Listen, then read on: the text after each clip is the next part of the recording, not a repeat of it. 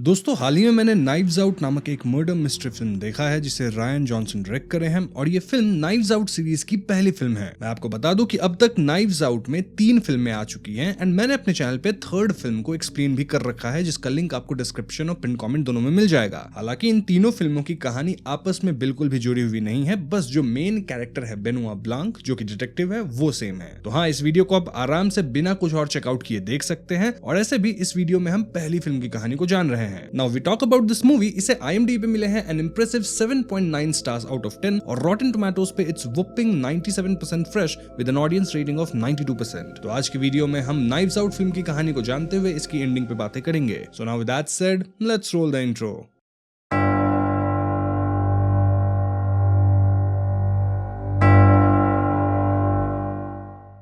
तो फिल्म की स्टार्टिंग में हमें एक मशहूर मिस्ट्री राइटर हार्लन थ्रॉम्बे का घर दिखाया जाता है और पूरा घर अजीबोगरीब स्टैच्यूज, आर्ट वर्क और मिस्टीरियस ऑब्जेक्ट से भरा होता है। I mean, हर चीज ऐसे सेट की गई होती है जैसे किसी डिटेक्टिव नोवेल का हिस्सा हो। हमें घर की हाउस हेल्प फ्रैन दिखाई जाती है जो कॉफी और ब्रेकफास्ट लेकर हार्लन के रूम की तरफ जा रही होती है, लेकिन जब वो बेडरूम में एंटर करती है तो हार्लन वहां नहीं होते। फ्रैन उन्हें ढूंढते हुए स्टडी रूम में जाती है और वहां उसे हार्लन खत्म दिखाई देते हैं। जी हाँ दोस्तों, इस शॉकिंग मोमेंट के साथ मूवी का इंट्रो स्टार्ट होता है और सीन यहीं पे कट होता है। अब दोस्तों इस कहानी में आगे आपको कई कैरेक्टर्स दिखने वाले हैं जिससे आप थोड़ा कंफ्यूज हो सकते हो, इसीलिए मैं आपको कैरेक्टर्स का एक स्मॉल इंट्रोडक्शन दे देता हूँ। सबसे पहले तो ऑफ कोर्स हमारे हार्लन थ्रॉम्बी हैं जो कि इंट्रो में खत्म भी हो गए और उनके 3 बच्चे हैं। उनकी एल्डेस्ट डॉटर लिंडा है, देन लिंडा का हस्बैंड है रिचर्ड और उनका बेटा है रैंसम। नाउ मिडिल सन है नील थ्रॉम्बे जो कि 15 साल पहले ही गुजर चुके हैं, ऑल्दो उनकी वाइफ है जिनका नाम है जॉनी और उनकी एक डॉटर भी है नेम्ड मेग। अब यंगेस्ट सन का नाम है वॉल्ट थ्रॉम्बी, उनकी वाइफ का नाम है डोना और उनका बेटा है जेकब जो कि लगभग 16 साल का है। इनके अलावा घर में हार्लन की माँ वेनेटा भी है जिन्हें सब ग्रेट नाना कह के पुकारते हैं। फिर घर में हाउस हेल्प फ्रैन है और हार्लन की एक नर्स भी है मार्टा। तो अगली सीन 1 वीक बाद की होती है जहां हमें मार्टा दिखाई जाती है। वो नींद से घबरा कर उठती है जिसके बाद वो अपनी माँ और सिस्टर के साथ ब्रेकफास्ट करती है। तभी उसकी माँ उसकी सिस्टर को थोड़ा सॉफ्टली बिहेव करने को बोलती है क्योंकि मार्टा ने अभी कुछ ही दिन पहले अपने क्लोज फ्रेंड हार्लन को खोया है। ऑफ कोर्स मार्टा हार्लन का ख्याल रखती थी लेकिन वो दोनों काफी क्लोज हो गए थे एक दोस्त की तरफ, इसलिए मैंने क्लोज फ्रेंड बोला है। खैर तभी मार्टा के फोन पे वॉल्ट थ्रॉम्बी का कॉल आता है। वो बताते हैं कि पुलिस सभी से क्वेश्चनिंग कर रही है, इसलिए मार्टा को भी हार्लन के घर आना होगा। मार्टा जब हार्लन के घर पहुंचती है तो सबसे पहले उसकी मुलाकात मेग से होती है। इनकी बातों से पता चलता है कि फैमिली में सब लोग मार्टा के काम से खुश थे। इनफैक्ट जैसा मैंने आपको पहले बताया, मार्टा हार्लन को अपना दोस्त मानती थी और हार्लन भी मार्टा की कंपनी एंजॉय करते थे। तभी लिंडा आकर मार्टा को ग्रीट करती है जो कि बताती है कि वो मार्टा को हार्लन के फ्यूनरल में बुलाना चाहती थी, लेकिन फैमिली ने उसका डिसीजन ओवररूल कर दिया। तभी रिचर्ड वहां आता है जो फोन पर अपने बेटे रैंसम को डांट रहा होता है क्योंकि रैंसम ना तो फ्यूनरल में आया था ना ही आज इन्वेस्टिगेशन में आने वाला है। इसी बीच लेफ्टिनेंट एलियोट और ट्रूपर वैगनर इन्वेस्टिगेशन शुरू करते हैं और इनके साथ यहाँ एक और आदमी बैठा होता है who was none other than Benoit Blanc, of course the famous detective. Benoit Blanc यहाँ किसी से कोई सवाल जवाब नहीं कर रहा था, रादर वो बैठ के सिर्फ चीजें ऑब्जर्व कर रहा था। तो इन्वेस्टिगेशन की शुरुआत लिंडा से होती है। एलियट उससे पूछता है कि जिस रात हार्लन की मौत हुई उस दिन घर में उनका 85th बर्थडे पार्टी था, तो ये पार्टी कैसी थी? लिंडा बताती है कि पार्टी बिल्कुल नॉर्मल थी और घर के लोगों के अलावा यहाँ हाउसकीपर फ्रैन, केयरगिवर मार्टा और हार्लन की मां वेनेटा भी थी। जब एलियट वेनेटा की एज पूछते हैं तो लिंडा एग्जैक्ट आंसर नहीं दे पाती क्योंकि वेनेटा इतनी बूढ़ी हो चुकी हैं कि उनकी एग्जैक्ट एज किसी को नहीं पता। फिर एलियट पूछता है कि क्या रैंसम भी पार्टी में आया था, जिस पे लिंडा हाँ कहती है, ऑल्दो वो ऐड करती है कि वो जल्द ही निकल गया था। लिंडा ये भी बताती है कि वो रिचर्ड के साथ पार्टी में नहीं आई थी क्योंकि रिचर्ड पहले ही केटरर्स की हेल्प के लिए यहाँ आ गया था। इस पॉइंट पे एलियट लिंडा से उनके रियल एस्टेट कंपनी के बारे में पूछता है। लिंडा क्लियर करती है कि कंपनी उसने खुद अपनी मेहनत से खड़ी की है। लिंडा बताती है कि उसका और हार्लन का बॉन्ड काफी स्ट्रॉन्ग था और दोनों एक स्पेशल गेम के थ्रू कम्युनिकेट करते थे। खैर तो इसके बाद इन्वेस्टिगेशन रिचर्ड के साथ होती है और रिचर्ड बताता है कि लिंडा अपने फादर को आइडियल मानती थी, लेकिन हार्लन ने अपनी मेहनत से दुनिया के सबसे बड़े मिस्ट्री राइटर्स में अपनी जगह बनाई थी। इस पे एलियट कहता है कि हार्लन के सभी बच्चे सेल्फ मेड ओवर अचीवर्स हैं, राइट? तो रिचर्ड का रिएक्शन थोड़ा ऑकवर्ड लगता है और यही चीज दोस्तों आगे स्टोरी में इंपॉर्टेंट होने वाली है, इस पॉइंट को आप याद रखना। नाउ नेक्स्ट इन्वेस्टिगेशन वॉल्ट थ्रॉम्बे के साथ होती है और वॉल्ट बताता है कि वो फैमिली की जो पब्लिशिंग बिजनेस है उसको संभालता है। देखा जाए तो हार्लन की जो किताबें थी वो 30 लैंग्वेजेस में पब्लिश होती थी। अब बातों बातों में पता चलता है कि यहाँ जो डिटेक्टिव ट्रूपर हैं वो एक्चुअली में हार्लन की बुक्स के बड़े फैन हैं। वो 1000 नाइव्स बुक की तारीफ करता है और पूछता है कि हार्लन को ऐसे आइडियाज कहाँ से आते थे। वॉल्ट बताता है कि हार्लन को आइडियाज बस अचानक दिमाग में आ जाते थे। तभी बैकग्राउंड में बैठे बेनुआ ब्लांक पियानो की एक की प्रेस करके इन्वेस्टिगेशन को सटली आगे बढ़ाने का सिग्नल देता है। एंड अगेन ये काफी इंटरेस्टिंग डिटेल है। एलियट फिर वॉल्ट से पूछता है कि वो पार्टी में कब और किसके साथ आया था। वॉल्ट बताता है कि वो रात 8 बजे अपनी वाइफ डोना और बेटा जेकब के साथ आया था। वॉल्ट ये भी बताता है कि उसका बेटा पॉलिटिकली काफी एक्टिव है। और जब एलियट पूछता है कि पार्टी कैसी रही तो वॉल्ट कहता है कि पार्टी नॉर्मल थी, लेकिन अपने फादर के साथ वक्त बिताकर वो काफी खुश था। अब अगली इन्वेस्टिगेशन होती है जॉनी थ्रॉम्बे की। ये कौन है? वेल, वो हार्लन की डॉटर इन लॉ हुई। एलियट उनसे पूछता है कि क्या वो थ्रॉम्बे फैमिली के क्लोज हैं। जॉनी बताती है कि वो और उनकी बेटी मेग दोनों फैमिली के काफी क्लोज हैं, लेकिन एज ऑडियंस हमें क्लियरली फील होता है कि जॉनी और बाकी फैमिली मेंबर्स के बीच एक डिस्टेंस जरूर है। साथ ही जॉनी अपनी स्किन केयर ब्रांड फ्लैम की भी तारीफ करने लगती है। मेग डिटेक्टिव को बताती है कि हार्लन ने हमेशा उनकी काफी मदद की है। अपने बेटे नील के गुजर जाने के बाद हार्लन ही मेग की स्कूल फीस और जॉनी को ईयरली अलाउंस देते थे, यानी कि मेग के हिसाब से हार्लन एक काफी सेल्फलेस इंसान थे। एलियट मेग से पूछता है कि वो पार्टी से जल्दी क्यों निकल गई थी। मेग बताती है कि वो अपने फ्रेंड से मिलने के लिए जल्दी निकली थी। जॉनी ऐड करती है कि शायद हार्लन का उनकी फाइनेंशियल हेल्प करना लिंडा को पसंद नहीं था। यहाँ में फ्लैशबैक सीन दिखाया जाता है जो कि बर्थडे पार्टी का था, और वहाँ लिंडा रिचर्ड से कहती है कि जब हार्लन मेग की फीस पे करते हैं तो कम से कम रिस्पेक्ट के लिए मेग को केक कटिंग तक तो रुकना ही चाहिए था। ये बात जॉनी सुन ली थी, जो क्लियरली उन्हें हर्ट करती है। इन्वेस्टिगेशन के दौरान जॉनी अचानक पॉज करने को कहती है और बेनोआ ब्लांक की तरफ इशारा करके पूछती है कि ये कौन है। एज एन ऑडियंस हमें अब तक सभी के इंटरव्यूज थोड़े थोड़े कट में दिखाए जा रहे थे, राइट? और इंटरेस्टिंग बात यह है कि सभी लोग सेम क्वेश्चंस पूछ चुके हैं, क्योंकि ब्लांक पुलिस टीम का हिस्सा तो नहीं है। तब लेफ्टिनेंट एलियट बेनोआ ब्लांक का प्रॉपर इंट्रोडक्शन करवाता है। वो बताते हैं कि मिस्टर ब्लांक एक प्राइवेट इन्वेस्टिगेटर हैं, और ये सुनकर जॉनी वाज लाइक कि हाँ, मैंने ब्लांक के बारे में न्यूयॉर्क में पढ़ा है। एलियट क्लैरिफाई करता है कि ब्लांक नॉर्मली पुलिस के साथ काम नहीं करते, लेकिन इस केस में उन्होंने खुद हेल्प ऑफर की है। लिंडा थोड़ा डाउट के साथ कहती है कि जब केस इतना क्लियर है कि हार्लन ने खुद को खत्म किया तो फिर ब्लांक की यहाँ क्या जरूरत। ब्लांक कामली जवाब देता है कि वो यहाँ एक क्लाइंट के कहने पे आए हैं, लेकिन क्लाइंट का नाम वो डिस्क्लोज नहीं कर सकते। वो ये भी कहता है कि वो इन्वेस्टिगेशन बिना किसी को डिस्टर्ब किए करेगा, मतलब चीजें बस क्वाइटली ऑब्जर्व करेगा। ब्लांक खुद को डिस्क्राइब करता है as a respectful, quiet, passive observer of the truth. इसके बाद ब्लांक खुद क्वेश्चनिंग शुरू करता है। वो रिचर्ड से मार्टा के बारे में पूछता है। रिचर्ड बताता है कि मार्टा को हार्लन ने अपनी मेडिकल नीड्स के लिए हायर किया था, लेकिन धीरे धीरे वो फैमिली का एक हिस्सा बन गई। रिचर्ड ये भी मेंशन करता है कि मार्टा की फैमिली इमिग्रेंट्स थी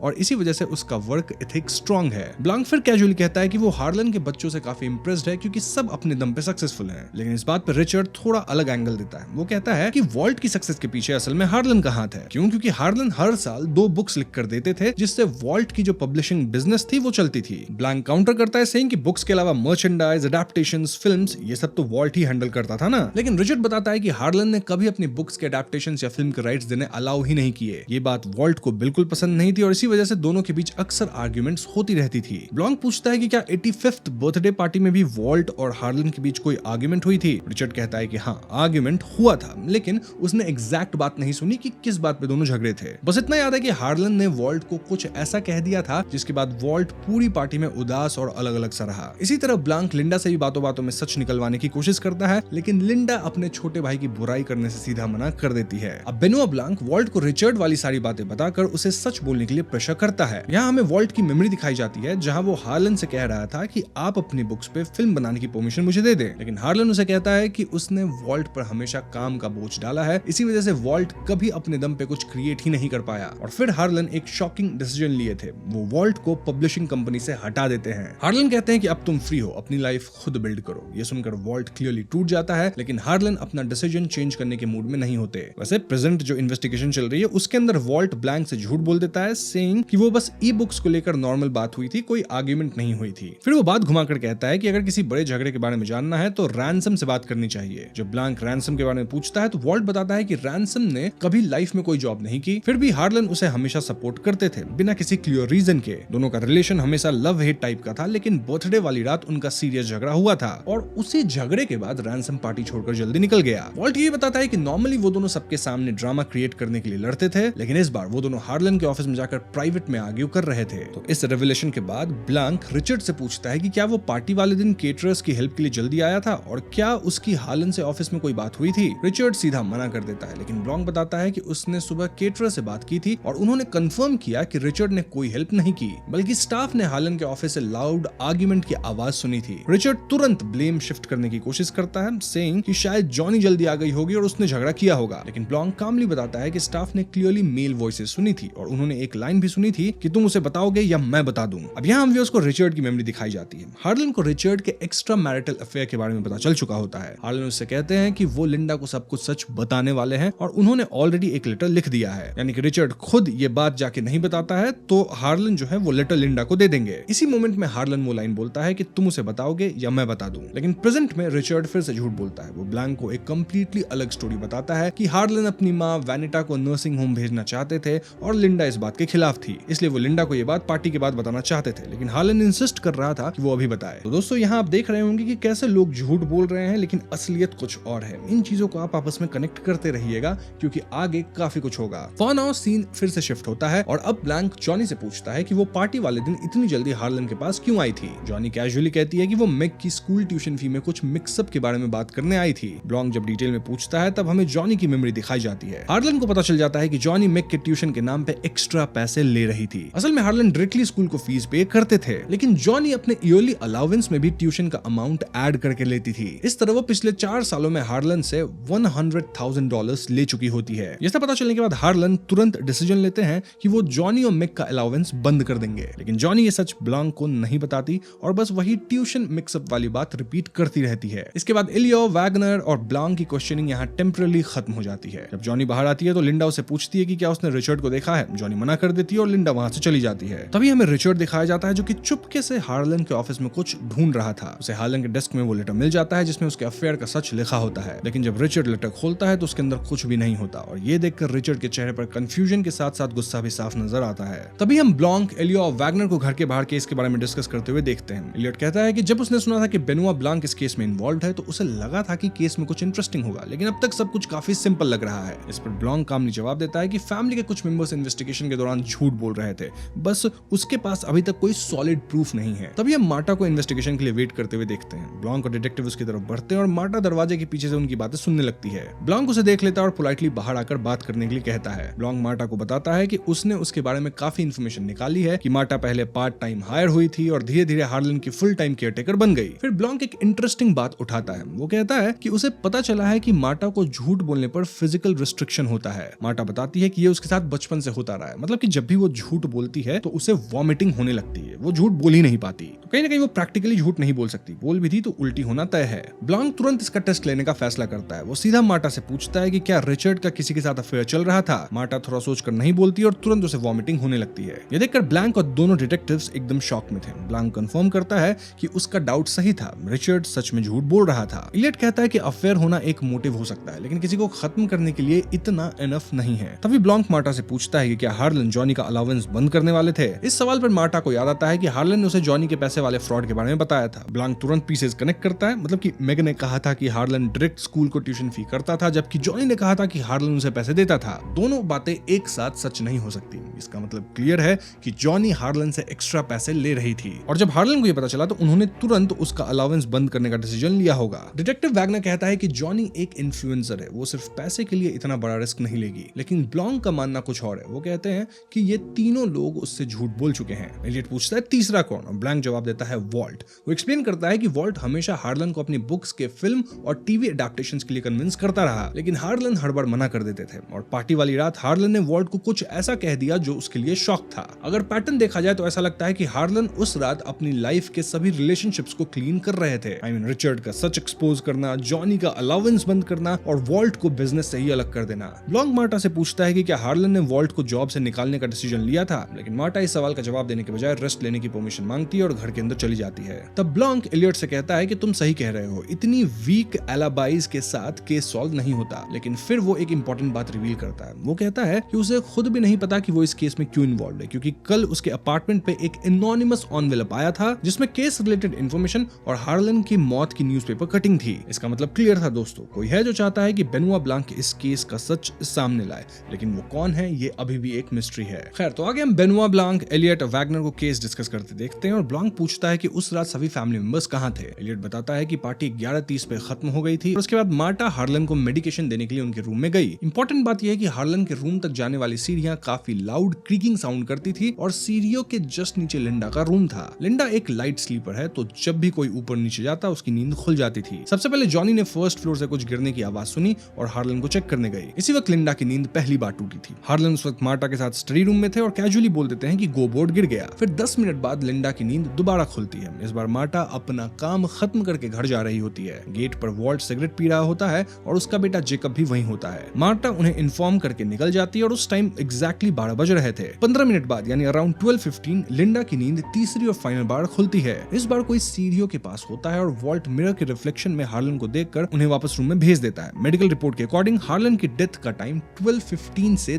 2 बजे के बीच में है। एलियट कंक्लूड करता है कि सबकी स्टेटमेंट्स मैच करती है। रैंसम घर पे नहीं था, मार्टा जा चुकी थी, मेग अपने रूम में थी। तो सिंपल कंक्लूजन तो यही निकल रहा है कि हार्लन ने खुद को ही खत्म किया। लेकिन ब्लॉन्क इतनी इजीली नहीं मानने वाला था। उसे लगता है कि सब लोग झूठ बोल सकते हैं एक्सेप्ट वन पर्सन, मार्टा। अब आता है सबसे इंपॉर्टेंट पार्ट, मार्टा की क्वेश्चनिंग। ब्लॉन्क मार्टा से पूछता है कि पार्टी के बाद 11:30 से 12 के बीच क्या हुआ था। फ्लैशबैक में हमें दिखाया जाता है कि पार्टी के बाद हार्लन और मार्टा फर्स्ट फ्लोर पे आते हैं, लेकिन बेडरूम में जाने के बजाय हार्लन अपने राइटिंग रूम में चले गए थे। वो थोड़े नशे में होते हैं पर मूड काफी लाइट और खुश होता है। वो अपना डेली रिचुअल शुरू करते हैं which was go board game. Marta मना भी करती है पर हार्लन नहीं मानते। गेम के बीच में हार्लन टेबल को मजाक में हिला देते हैं जैसे अर्थक्वेक आया हो और पूरा सेटअप गिर जाता है। इसमें मेडिसिन भी गिरता है। मार्टा जल्दी जल्दी मेडिसिन उठाती है और इंजेक्शन प्रिपेयर करती है। लेकिन दोस्तों यही होती है सबसे बड़ी मिस्टेक। उसे लगता है कि उसने टोराडोल यानी कि एक पेन किलर दिया है, लेकिन एक्चुअली वो 100 मिलीग्राम मॉर्फिन इंजेक्ट कर देती है जो कि लीथल डोज है। जैसे ही मार्टा को रियलाइज होता है वो पैनिक हो जाती है। अपने बैग में एंटीडोट ढूंढती है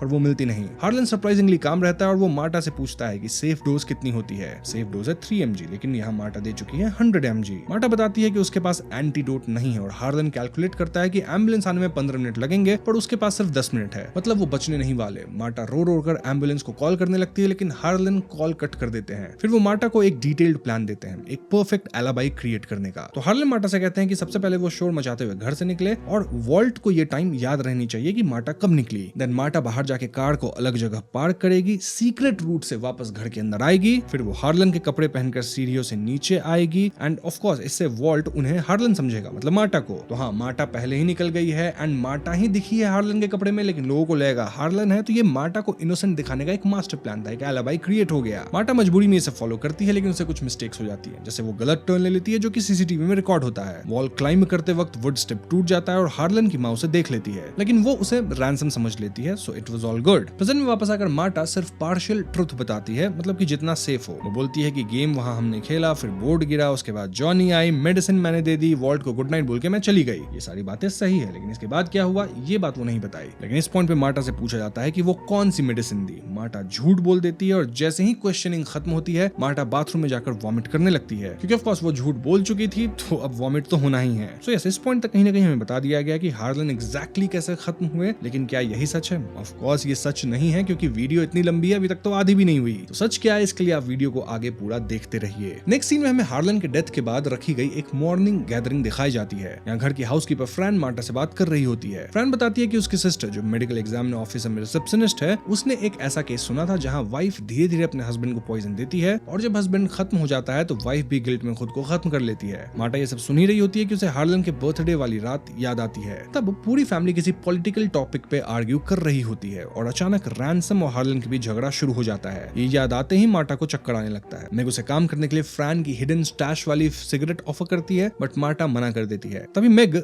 वॉल्ट को मार्टा से बात करने के लिए बुलाती है। वॉल्ट मार्टा से कहता है कि पूरी फैमिली ने डिसाइड किया है कि हार्लन के बाद वो फाइनेंशियली उसकी हेल्प करना चाहते हैं, क्योंकि मार्टा ने हार्लन का बहुत अच्छे से ख्याल रखा था। मार्टा इमोशनल हो जाती है और फ्रेश एयर के लिए बाहर सेटिंग एरिया में आती है। वहां उसे ब्लॉन्क बैठा हुआ मिलता है। ब्लॉन्क बताता है कि वो मार्टा से बात करने के लिए रुका है। बताता है कि मेडिकल एग्जामिनर की रिपोर्ट 48 आवर्स के लिए होल्ड पे रखी गई है और कल से वो इन्वेस्टिगेशन स्टार्ट करेगा। इनफैक्ट ब्लॉन्क चाहता है कि मार्टा उसके साथ रहे। मार्टा पूछती है कि मैं ही क्यों, और ब्लॉन्क जवाब देता है क्योंकि तुम ही एक ऐसी हो जिसे हार्लन की मौत से कोई फायदा नहीं हुआ, इसलिए मैं तुम पर ट्रस्ट करता हूँ। तो इसके बाद मार्टा घर जाती है और हार्लन की वो लास्ट बातें याद करती है जो उसने मरने से पहले कही थी। अपनी माँ के लिए मार्टा डिसाइड करती है कि वो ब्लॉन्क की इन्वेस्टिगेशन में शामिल होगी खुद को बचाने के लिए। एज एन ऑडियंस हमें उसके शूज पर ब्लड का एक स्टेन दिखाया जाता है। नाउ अगली सीन नेक्स्ट मॉर्निंग की थी। वहाँ ब्लॉन्क, मार्टा और detective Elliott and Wagner security room में सीसीटीवी फुटेज चेक करने जाते हैं। सिक्योरिटी गार्ड बताता है कि नॉर्मली वो सारी टेप्स मैग्नेटिक डिगॉजर से इरेज कर देता है, लेकिन ये वाली टेप उसने पुलिस के लिए सेव करके रखी थी। मार्टा फुटेज देखकर रियलाइज करती है कि उस रात एलिफेंट स्टैचू के बाद उसे कार राइट लेनी थी, लेकिन उसने गलती से कार एलिफेंट स्टैचू से पहले ही राइट ले लिया था और इसी कारण वो राइट लेते वक्त कैमरा में रिकॉर्ड हुई होगी। मार्टा स्मार्टली फुटेज को उस पॉइंट पर चलने से रोक देती है। डिटेक्टिव एलियट कहता है कि टेप पुलिस स्टेशन ले जाकर चेक की जाएगी। मार्टा टेप उठाती है और क्वाइटली एक मैग्नेटिक इरेजर भी ले लेती है। वो इन दोनों को साथ रख देती है, होपिंग कि टेप इरेज हो जाए, लेकिन थोड़ी दूर जाते ही डिटेक्टिव टेप उससे ले लेता है। मार्टा मार्टा साइलेंटली प्रे करती है कि टेप इरेज हो चुकी हो। तभी ब्लॉन्क को साइड वॉक वाला वो सीक्रेट पाथ दिख जाता है जहाँ से मार्टा उस रात अंदर गई थी। मार्टा को याद आता है कि उस वक्त मिट्टी गीली थी और उसके शू प्रिंट्स वहां रह गए थे। जैसे ही वो नोटिस करती है वो क्विकली वापस वही फुटप्रिंट्स पर चलकर उन्हें डिस्टॉर्ट कर देती है। ब्लॉन्क जब तक नोटिस करता मार्टा ऑलरेडी अपने ट्रैक्स को कवर कर चुकी होती है। तभी हार्लन के डॉग्स आते हैं और सरप्राइजिंगली मार्टा के साथ काफी फ्रेंडली बिहेव करते हैं। ब्लॉन्क ऑब्जर्व करके बोलता है कि डॉग्स आर द बेस्ट जज ऑफ ए कैरेक्टर। खैर तो इसके बाद लिंडा को आते हुए दिखाया जाता है और इलियट बताता है कि 10 बजे हार्लन की विल रीडिंग होने वाली थी। विल मतलब वसीयतनामा होता है ना, कि वो किसको क्या चीज दे रहे हैं, एग्जैक्टली वही चीज। और इसके लिए ही सारे फैमिली मेंबर्स आ चुके थे। ब्लॉन्क मार्टा घर की तरफ जाते हैं। तभी एक डॉग वही ब्रोकन वुडन पीस लेकर आता है जो मार्टा से उस रात टूट गई थी। मार्टा क्विकली उस पीस को ब्लॉन्क से छुपाकर दूर फेंक देती है। ब्लॉन्क और मार्टा स्टडी रूम में जाते हैं और ब्लॉन्क मार्टा से उसके मेडिसिन बैग के बारे में पूछता है। मार्टा कहती है कि बैग तो वहीं रखा था और डिटेक्टिव्स कहते हैं कि शायद वो एविडेंस के साथ पुलिस के पास है। तभी बाहर डॉग्स भौंकने लगते हैं और वो रैनसम पे रिएक्ट कर रहे होते हैं। जी हाँ, रैनसम यहाँ आया और डिटेक्टिव उससे पूछते हैं कि वो क्वेश्चनिंग के टाइम क्यों नहीं आया, लेकिन रैनसम एटीट्यूड दिखाता और इग्नोर करता है। यहाँ पे फिर लॉयर आता है, अनाउंस करता है कि 10 मिनट में विल रीडिंग स्टार्ट होगी। वॉल्ट रैनसम को टॉन्ट करता है कि तुम फ्यूनरल को मिस कर दिए, लेकिन जब विल पढ़ने की बारी आई तो टाइम से पहले आ गए। रिचर्ड पूछता है कि इसका क्या मतलब है। तब वॉल्ट रिवील करता है कि पार्टी वाली रात जेकब ने बाथरूम से हार्लन और रैनसम की बात सुनी थी। जेकब बताता है कि उसने सिर्फ 2 लाइन सुनी थी, my will and I am warning you. Walt conclude करता है कि हार्लन ने रैनसम को विल से निकाल दिया था। रैनसम कैजुअली कंफर्म करता है, बट शॉकिंगली वो बिल्कुल चिल बिहेव कर रहा था, ऑलमोस्ट जैसे उसे फर्क ही नहीं पड़ता। ब्लॉन्क उनका आर्ग्यूमेंट देखकर बाहर चला जाता है और मार्टा भी उसके साथ आती है। फ्रैन यहाँ गुस्से में रैनसम पे चिल्लाती है और घर से निकल जाती है। तभी डॉग फिर से वो ब्रोकन वुड पीस लेकर ब्लॉन्क के पास आता है और इस पर ब्लॉन्क सस्पिशियस हो जाता है। वो घर के अंदर जाकर उस ब्रोकन रेलिंग की जगह ढूंढ लेता है और सीक्रेट विंडो भी डिस्कवर कर लेता है। ब्लॉन्क मार्टा और डिटेक्टिव्स के साथ उस रूट को इंस्पेक्ट करता है जहाँ से कोई रूम तक आ सकता था। वहाँ उसे मिट्टी मिलती है, सेम मिट्टी जो गार्डन में फुटप्रिंट्स के पास थी। ऐसे में ब्लॉन्क तुरंत ऑर्डर देता है कि सॉइल सैंपल्स चेक किया जाए। खैर तो आगे अब विल रीडिंग का समय आ चुका है। सारे फैमिली मेंबर्स इंक्लूडिंग मार्टा, ब्लॉन्क और डिटेक्टिव्स एक रूम में गैदर होते हैं। ब्लॉन्क अनाउंस करता है कि इन्वेस्टिगेशन कंप्लीट होने तक कोई भी टाउन नहीं छोड़ सकता।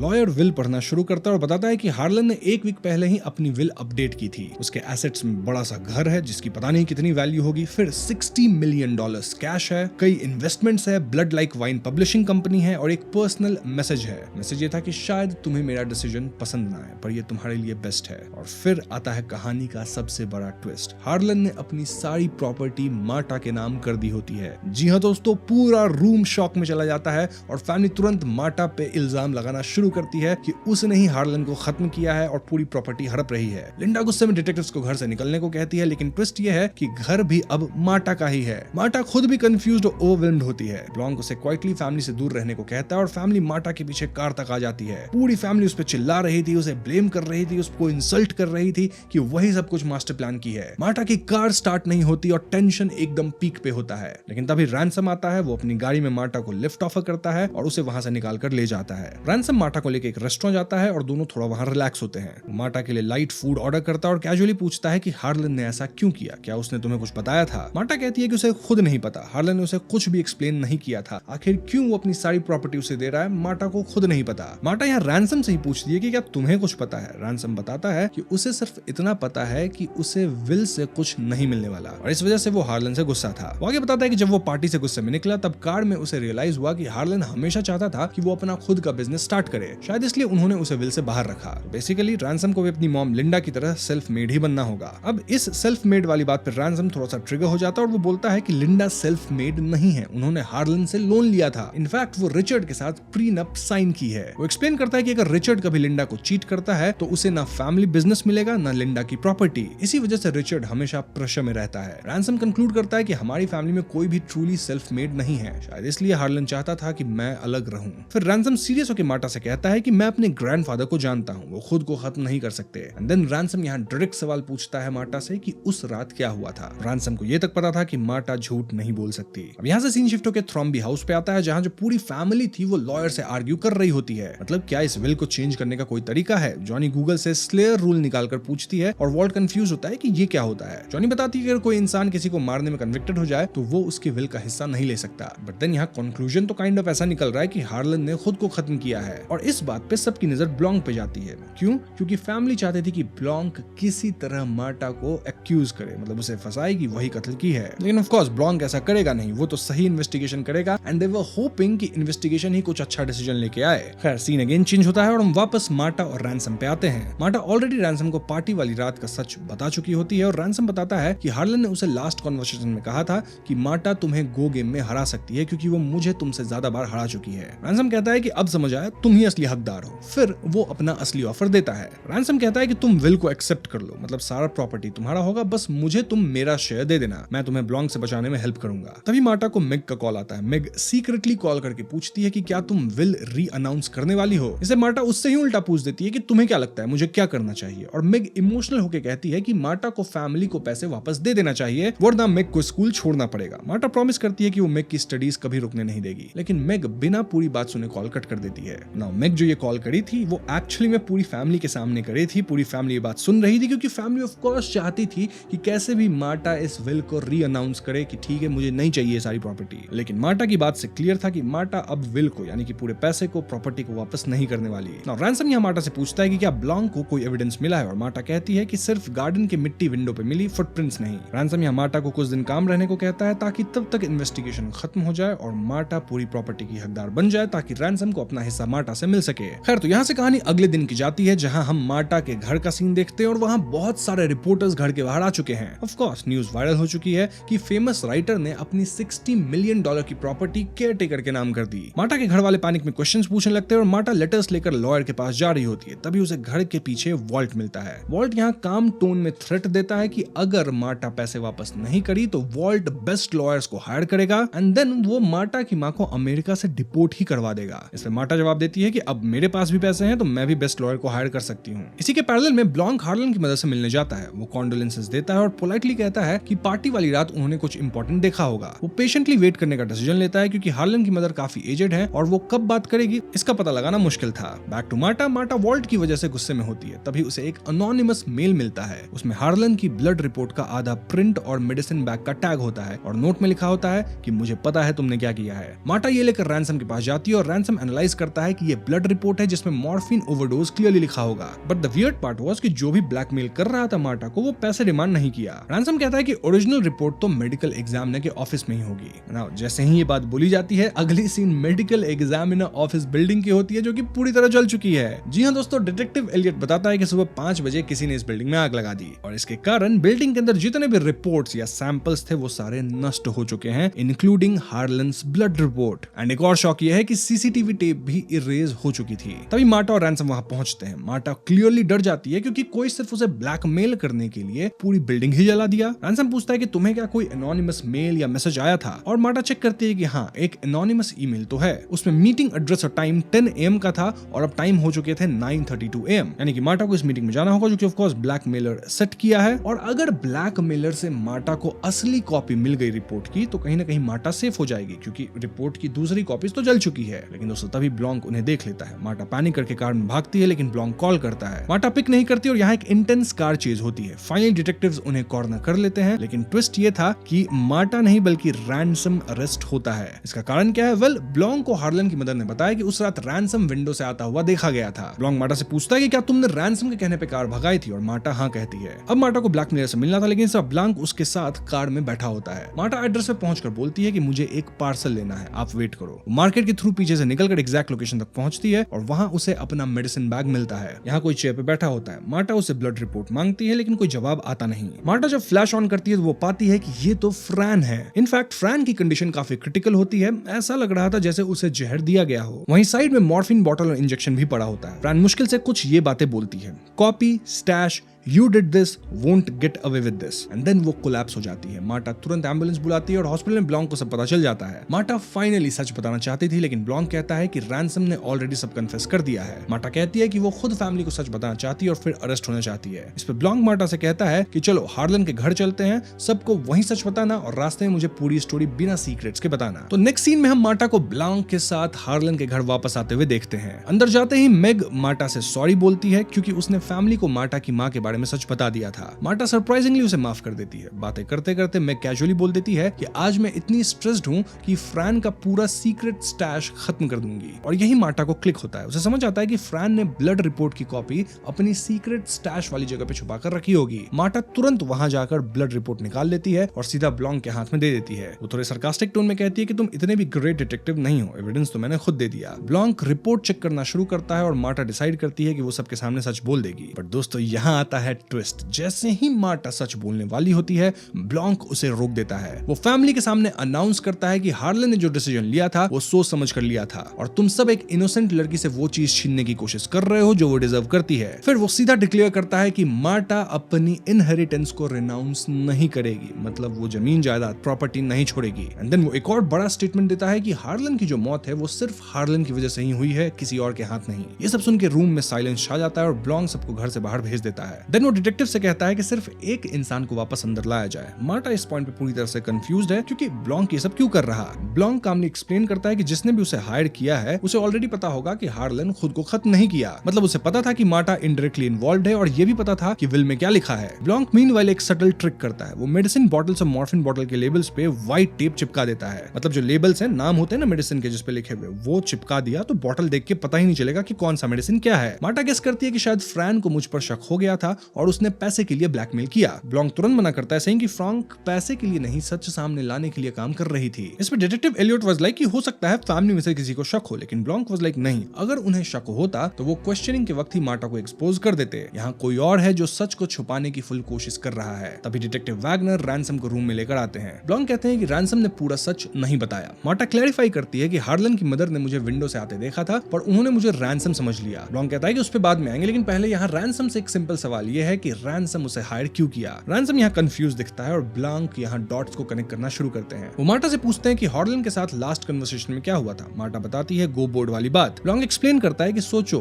विल की बात चल रही थी और अचानक मार्टा का टॉपिक आया, मतलब हार्लन ने ऑलरेडी रैनसम को सब बता दिया था। क्या बता दिया था? वेल कि उसने अपनी सारी प्रॉपर्टी मार्टा के नाम कर दी है। इस पर रैनसम ने बोला था आई एम वार्निंग यू। और दोस्तों इस पॉइंट पे पूरा मास्टर प्लान रिवील होता है। ब्लॉन्क कहता है कि रैनसम पार्टी से गुस्से में निकलता है पर रास्ते में उसे समझ आता है कि सिचुएशन कंट्रोल करनी पड़ेगी। वो सीक्रेटली वापस घर आता है, मतलब वही सेम सीक्रेट विंडो से। उसे मार्टा का मेडिसिन रूटीन पता था और वो मेडिसिन और मॉर्फिन की बॉटल्स स्वैप कर देता है। साथ ही वो नैलेक्सोन यानी कि जो एंटीडोट था मॉर्फिन का उसे भी बैग से निकाल लेता है। प्लान सिंपल था कि मार्टा गलत इंजेक्शन दे देगी जिससे हार्लन खत्म हो जाएगा और हार्लन के खत्म होने से स्लेयर रूल एक्टिवेट होगा विल के अंदर, मतलब कि जिसको विल में सारा प्रॉपर्टी मिला है अगर उसने ही विल वाले को मारा है तो भैया ये जो विल है वो नल एंड वॉइड हो जाएगा और इससे मार्टा को कुछ नहीं मिलेगा। होपफुली आप समझ रहे होंगे कि क्या प्लान था। नाउ ब्लॉन्क यहाँ मार्टा को टेस्ट करवाता है। वो टेबल से बॉटल उठवाता है, वही 2 बॉटल जिसमें वो लेबल्स चिपका दिया है व्हाइट पेपर से ताकि पता ना चले कि किसमें कौन सा मेडिसिन है। मार्टा बिना लेबल देखे भी सही बॉटल पिक कर लेती है। एंड यहाँ आता है एक बड़ा ट्विस्ट। एक्चुअली उस रात मार्टा ने अपने एक्सपीरियंस से करेक्ट मेडिसिन ही दे दी थी। जी हाँ दोस्तों, वो लेबल पढ़ी ही नहीं थी बल्कि जो लिक्विड की एक विस्कोसिटी होती है, कितना थिक है लिक्विड,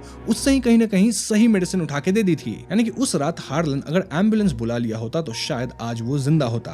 बट देन अगर मार्टा सही मेडिसिन दी थी तो हार्लन के मौत का रीजन क्या है? दोस्तों एक्चुअली हार्लन ने मार्टा को बचाने के लिए खुद को खत्म किया। ये सुन के मार्टा ब्रेक डाउन हो जाती है और ब्लॉन्क फर्दर एक्सप्लेन करते हैं। देखो, हार्लन की मदर ने पहले रैनसम को विंडो से आते हुए देखा था और बाद में मार्टा को देखकर बोला कि रैनसम तुम वापस आ गए। ये सब सुन के रैनसम वाज लाइक कि इस बात का प्रूफ कहाँ है? और ब्लैंक बहुत ही स्माइल करके कहता है कि तुम वापस आए थे नैलेक्सोन बॉटल बैग में वापस रखने के लिए, पर डॉग्स तुम पे भौंकने लगे, तुम डर गए और वापस चले गए। उसी वक्त रात में मिक डॉग्स की आवाज से उठी थी। अब अगले दिन न्यूज आती है कि हार्लन ने खुद को खत्म किया। नाउ ये रैनसम के प्लान के ऑपोजिट हो गया क्योंकि रैनसम कहीं ना कहीं चाहता था कि मौत का ब्लेम पूरी तरह से मार्टा पे आए क्योंकि विल में सब कुछ मार्टा को मिल रहा था। और इसी बात से रैनसम पैनिक किया। वो ब्लॉन्क को अनोनिमस टिप भेजता है होपिंग कि ब्लॉन्क कहीं ना कहीं सच सामने ले आएगा, ये प्रूव कर देगा कि मार्टा ही एक्चुअली में कहीं ना कहीं हार्लन को मारी थी। फ्यूनरल के दिन वो चुप के घर वापस नैलेक्सोन को रखने आया था पर फ्रैन उसे देख लेती है। फ्रैन को पूरा ट्रुथ नहीं पता होता पर उसे रैनसम पे शक हो जाता है। वो ब्लड रिपोर्ट की कॉपी अरेंज करती है अपने कजन के थ्रू और रैनसम को भेजती है ताकि कंफर्म हो सके। बट द क्वेश्चन वाज कि फिर मार्टा को कॉपी किसने भेजी? और इस पॉइंट पे ब्लॉन्क एक और ट्रूथ बॉम्ब ड्रॉप करता है। दरअसल मार्टा को फ्रैन ने नहीं बल्कि रैनसम ने मेल भेजा था। क्यों? क्योंकि रैनसम को लग रहा था कि ब्लड रिपोर्ट में मॉर्फिन ओवरडोज होगा जिससे उसका प्लान सक्सेसफुल हो जाएगा। पर जब मार्टा ने उसे सच बताया तो उसे समझ आया कि रिपोर्ट उसके अगेंस्ट जाएगी, इसलिए उसने न्यू प्लान बनाया। पहले मार्टा को विल एक्सेप्ट करने को बोलना, फिर मेडिकल एग्जामिनर ऑफिस में आग लगा देना, फिर फ्रैन को 8 बजे मिलने गया, मार्टा को 10 बजे बुलाया टाइम चेंज करके, फ्रैन को जहर दे दिया, एविडेंस हाफ जला दिया, मेडिसिन बैग वहां छोड़ दिया और प्लान ये था कि मार्टा आए फिर रैनसम पुलिस को बुला लेगा और मार्टा पर फ्रैन को खत्म करने का पूरा इल्जाम डाल देगा। पर ट्विस्ट ये था कि पुलिस ने रैनसम को पहले ही पकड़ लिया था और रैनसम पुलिस को कॉल नहीं कर पाया और मार्टा ने फिर से एक अच्छी इंसान होने के नाते फ्रैन की जान बचाने की कोशिश की। मार्टा याद करती है कि फ्रैन ने बोला था यू डिड दिस, एक्चुअली फ्रैन ने बोला था ह्यू डिड दिस। उसने यू नहीं HUGH ह्यू बोला था। ह्यू रैनसम का रियल नाम है जो कि स्टाफ यूज करता था, मतलब सेम प्रोनाउंसिएशन, और इसी से मार्टा कहीं ना कहीं कंफ्यूज हो गई थी। ब्लॉन्क कंक्लूड करता है कि रैनसम का प्लान एक्चुअली में सक्सेसफुल हो जाता अगर फ्रैन ने ब्लड रिपोर्ट की कॉपी स्टैश में छुपाकर नहीं रखी होती, और कहीं ना कहीं अगर मार्टा एक अच्छी इंसान नहीं होती तो भी प्लान सक्सेसफुल होता। तभी मार्टा को हॉस्पिटल से कॉल आता है। वो कॉल पिक करती है और डॉक्टर को इन्फॉर्मेशन देने के लिए थैंक यू बोलती है। मार्टा सबके सामने बताती है कि फ्रैन अब ठीक है और पुलिस से बात करने के लिए रेडी है। ये सुनते ही ब्लॉन्क तुरंत डिटेक्टिव्स को बोलता है कि रैनसम को पुलिस स्टेशन ले जाया जाए, लेकिन रैनसम जाने से पहले मार्टा की तरफ मुड़कर उसे इमोशनल थोड़ा मैनिपुलेटिव टोन में बोलता है कि हमने तुम्हें अपने घर में जगह दी, तुम्हें फैमिली की तरह ट्रीट किया और तुम्हें लगता है तुम हमसे हमारा सब कुछ छीन सकती हो। ये हाउस, ये बिजनेस, ये लेगेसी जो हमारे ग्रैंडफादर ने बनाई, ये सब हमारा है। इस बात पे ब्लॉन्क हंसता है और रैनसम को चिढ़ाते हुए बोलता है कि अगर हार्लन ने बनाया ही नहीं था, उसने तो ये घर एक बिलियनर से खरीदा था, तुम्हें तो अपनी ही फैमिली के बारे में बेसिक फैक्ट्स भी नहीं पता। ये सुनकर रैनसम को गुस्सा आता है और वो भड़क जाता है। वो ब्लॉन्क पर चिल्लाता है कि क्या वो 1 मिनट के लिए चुप नहीं रह सकता। फिर वो गुस्से में कहता है कि हाँ, उसने फ्रैन को मारने की कोशिश की, लेकिन क्योंकि फ्रैन अभी जिंदा है तो उस पर सिर्फ अटेम्प्ट टू मर्डर का केस ही बनेगा और उसके पास इतने पावरफुल लॉयर्स हैं कि वो जल्दी बाहर आ जाएगा और फिर वो मार्टा से अपना हिस्सा लेकर रहेगा। रैनसम जैसे ही इसे बोलता है उसी मोमेंट मार्टा को अचानक वॉमिट आता है और वो सीधा रैनसम पे उल्टी कर देती है। ये देखकर रैनसम तुरंत समझ जाता है कि कुछ तो गड़बड़ है, क्योंकि मार्टा झूठ बोल ही नहीं सकती बिना रिएक्ट किए। तब मार्टा रिवील करती है कि वो एक झूठ बोली थी। झूठ ये कि फ्रैन बच चुकी है। एक्चुअली में वो बच नहीं पाई और अभी जो रैनसम ने कन्फेस किया वो सब रिकॉर्ड हो चुका है। डिटेक्टिव्स के फोन में पूरी कॉन्वर्सेशन ऑलरेडी रिकॉर्ड हो रही थी। अब रैनसम को समझ आ जाता है कि गेम खत्म हो चुका है और उसके खिलाफ सॉलिड एविडेंस भी आ चुका है। गुस्से और फ्रस्ट्रेशन में वो अपना कंट्रोल खो देता है और पास में लगे डेकोरेटिव 1000 नाइफ सर्कल से एक नाइफ निकालकर मार्टा पे अटैक करने की कोशिश करता है। लेकिन उसकी किस्मत खराब थी, क्योंकि वो जो नाइफ थी वो असली नहीं बल्कि एक प्रॉप थी, डेंचू वाली नाइफ। डिटेक्टिव्स तुरंत उसे पकड़कर गिरफ्तार कर लेते हैं और उसे वहां से ले जाया जाता है। इसके पैरेलल में लिंडा को हार्लन के ऑफिस से एक लेटर मिलता है जो स्पेसिफिकली उसके लिए लिखा गया था। ऑफ कोर्स ये रिचर्ड के अफेयर के बारे में था। बाकी फैमिली मेंबर्स अपनी अपनी प्रॉब्लम्स में टूट रहे होते हैं और रिचर्ड अपने बेटे को बचाने के लिए डिटेक्टिव से बात कर रहा होता है। जॉनी अपनी फाइनेंशियल प्रॉब्लम्स के बारे में सोचकर परेशान होती है। वहीं वॉल्ट अपनी पब्लिशिंग जॉब के फ्यूचर को लेकर टेंशन में होता है। लेकिन लिंडा सबसे अलग होती है। वो एक प्रैक्टिकल और स्ट्रांग पर्सनालिटी है और उसे पता है कि उसके बेटे को अपनी गलतियों की सजा भुगतनी ही पड़ेगी, इसलिए वो इमोशनली ब्रेक डाउन नहीं करती। वो उस लेटर को देखती है जो पहले ब्लैंक लगता है, लेकिन एक्चुअली में वो एक स्पेशल लेटर होता है जिसमें हिडन मैसेज होता है। जैसे ही लिंडा लाइटर की हीट यूज करती है, उस पर लिखे हुए वर्ड्स दिखने लगते हैं और उसे रिचर्ड के अफेयर का पूरा सच पता चल जाता है। रिचर्ड लिंडा को कहता है कि वो अटर्नी को कॉल करे, लेकिन लिंडा के हाथ में लेटर देखकर उसे समझ आ जाता है कि सच अब छुप नहीं सकता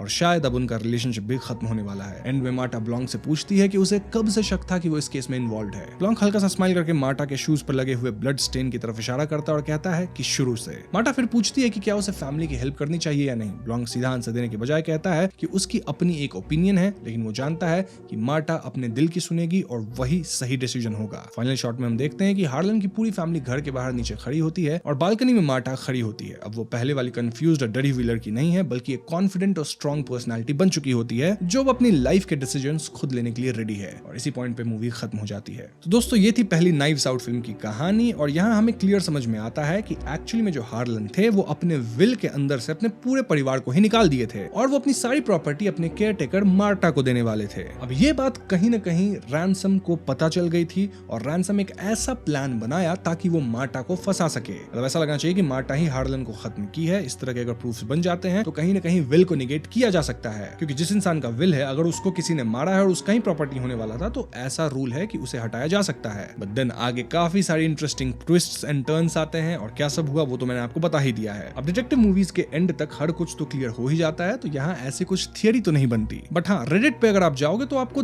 2 थियरी मिलती है जो कि स्टोरी की जो आउटकम है उससे काफी ज्यादा डिफरेंट है। जैसे पहली थियरी ये है कि हार्लन ही सब कुछ प्लान किया था, मतलब अपनी मौत तक को वो प्लान किया था। सरफेस पे हमें लगता है कि हार्लन ने बस एक इमोशनल डिसीजन लिया हो, मतलब मार्टा को बचाने के लिए खुद को खत्म किया। बट व्हाट इफ ये सब एक कैलकुलेटेड मूव था। हार्लन एक मास्टर मिस्ट्री राइटर था और वो अपनी फैमिली की रियलिटी परफेक्टली समझता था। उसे पता था कि उसकी मौत के बाद ग्रीड, मैनिपुलेशन और केओस होगा। थियरी के अकॉर्डिंग हार्लन ने इंटेंशनली एक real life murder mystery create की। उसने विल 1 वीक पहले चेंज की थी, मतलब प्लान ऑलरेडी चल रहा था और उसने मार्टा को इन्वॉल्व किया क्योंकि वो मोरली स्ट्रांग है। उसने रैनसम जैसे इंपल्सिव इंसान को इनडायरेक्टली ट्रिगर किया, मतलब हार्लन जानता था कि जैसे ही मैं रैनसम को विल से बाहर करूंगा वो कुछ तो स्टूपिड करेगा और एग्जैक्टली वैसा ही होता है। रैनसम प्लान बनाता है, क्राइम करता है और फाइनली खुद ही एक्सपोज हो जाता है। इसका एंड रिजल्ट क्या हुआ? ग्रीडी फैमिली पूरी तरह से एक्सपोज हो गई, सबका कैरेक्टर रिवील हो गया और मार्टा जो कि मोरली क्लीन थी वो सब कुछ जीत जाती है, उसको सब कुछ मिल जाता है। अगेन ये मूवी का कंक्लूजन नहीं है, मूवी का कंक्लूजन मैं आपको ऑलरेडी बता चुका हूं। ये एक डिफरेंट थियरी है जो कि कई लोग रेडिट पे मानते हैं और ऐसे भी लोग हैं जो कि दूसरी थियरी में मानते हैं, व्हिच सेज कि मार्टा एक्चुअली में उतनी इनोसेंट नहीं है जितनी वो दिखती है। ऑफ कोर्स ये थियरी काफी ज्यादा कंट्रोवर्शियल है, लेकिन कई लोग इस पे बिलीव करते हैं क्योंकि अगर थोड़ा डीप देखो तो कुछ चीजें ऑफ लगती है। मार्टा हर क्रिटिकल मोमेंट पे परफेक्ट डिसीजन लेती है। फुटप्रिंट्स कवर करना, टेप इरेज रिप्लेस करना, एविडेंस मैनिपुलेट करना, ये सब एक पैनिक में नॉर्मल इंसान नहीं कर पाता। उसकी वॉमिट व्हेन लाइंग वाली कंडीशन भी इंटरेस्टिंग है कि क्या वो हमेशा फुल ट्रुथ ही बोलती है या टेक्निकली सच बोलकर चीजें हाइड करती है। सबसे बड़ा पॉइंट तो यही है कि एंड में मार्टा को ही सब मिल गया, मतलब हाउस, मनी, पावर, कंपनी, सब कुछ, और वो बालकनी में खड़ी है, नीचे पूरी फैमिली खड़ी है, एग्जैक्टली सेम पावर पोजीशन जहां हार्लन था। तो ये कहीं ना कहीं एक सिंबलिज्म जैसा है कि कहीं मार्टा स्लोली नेक्स्ट हार्लन तो नहीं बन रही। अब हो सकता है मार्टा ने शायद कॉन्शियसली कत्ल नहीं किया हो, बट उसने सिचुएशन को अपने फेवर में परफेक्टली हैंडल किया। मतलब हाँ, वो इनोसेंट है लेकिन स्मार्ट है। ये एक काफी एक्सट्रीमली डेंजरस कॉम्बो बन जाता है। और इस नजरिए से देखें तो रैंसम ने कहीं ना कहीं मार्टा को अंडर एस्टिमेट भी किया था, और वही रैंसम की बहुत बड़ी गलती निकली। ओवरऑल एंड तक तो हमें पता है कि मार्टा को ही सब कुछ मिल चुका है। सो यस, ये जो दो थियरीज मैंने बताई हैं, ये ऑफ कोर्स फिल्म की जो कहानी है उससे थोड़ी सी डाइवर्ट करती है, बट ये थियरीज रेडिट पे चल रही थी तो मैंने आपको बताया है। ओवरऑल मैं इन दोनों थियरीज को नहीं मानता, मैं तो फिल्म में जो दिखाया गया है उसको ही मान रहा हूं, क्योंकि मेरा मानना है कि बेनोआ ब्लांक इतने इंपॉर्टेंट, इतने नॉलेजेबल, इतने अमेजिंग डिटेक्टिव हैं कि उनसे केस के अंदर गलती नहीं हो सकती। वैसे यहाँ आपकी थियरी मेरे से अलग हो सकती है, आपकी सोच मेरे से अलग हो सकती है। आप कमेंट से बताइएगा कि आप किस थियरी को मानते हैं, जो कहानी में बताया गया है वही, या फिर थियरी 1 या थियरी 2। ओवरऑल ये भी बताइएगा कि आपको वीडियो कैसी लगी। अगर पसंद आई है तो वीडियो को लाइक और शेयर करें, साथ ही चैनल पे नए हैं तो हमें सब्सक्राइब भी कीजिएगा, क्योंकि हम अपने चैनल पे ऐसी वीडियोस लाते रहते हैं। पीस।